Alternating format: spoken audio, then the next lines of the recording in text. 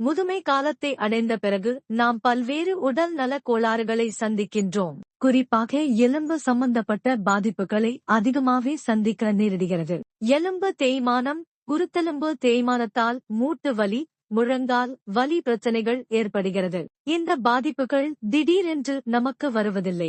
சில அறிகுறிகள் நமக்கு முன்கூட்டியே உணர்த்திவிடும்.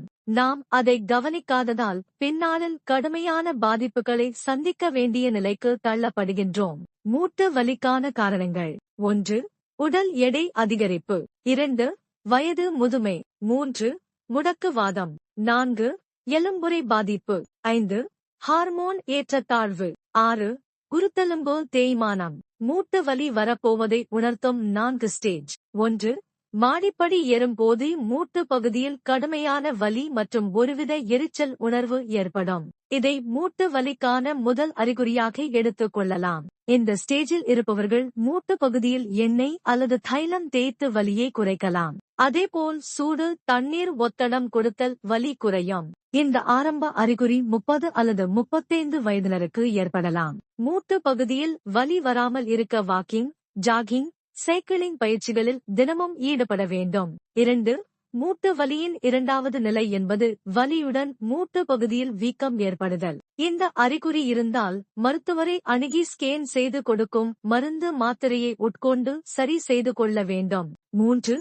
மூட்டு வலியின் மூன்றாவது நிலை என்பது வழக்கத்தை விட நடப்பதில் சிரமம் ஏற்படுதல். கால்கள் வளைவான கோணத்திற்கு மாறுதல் போன்ற பிரச்சனைகள் ஏற்படும். இந்த ஸ்டேஜில் இருப்பவர்கள் ஐஸ் கட்டி கொண்டு ஒத்தடம் கொடுக்கலாம். 4. மூட்டு வலியின் நான்காவது நிலை என்பது மூட்டு எலும்புகளின் கோணல் மாறுதல். சிறிது நேரம் கூட நடக்க முடியாத நிலை, இரவு நேரத்தில் அதிக மூட்டு வலி பிரச்சனை போன்றவை ஏற்படலாம். இந்த நிலையில் இருப்பவர்கள் நிச்சயம் அறுவை சிகிச்சை செய்து கொள்ள வேண்டும். மூட்டுகளை வலிமையை அதிகரிக்க செய்ய வேண்டிய விஷயங்கள்: ஆரோக்கியமான உணவுகளை மட்டும் உட்கொள்ள வேண்டும். எலும்பு வலிமையை அதிகரிக்கும் பயிற்சிகளை செய்ய வேண்டும். கால்சியம் சத்து நிறைந்த பால், முட்டை, காய்கறிகள் மற்றும் கீரைகளை உட்கொள்ள வேண்டும்.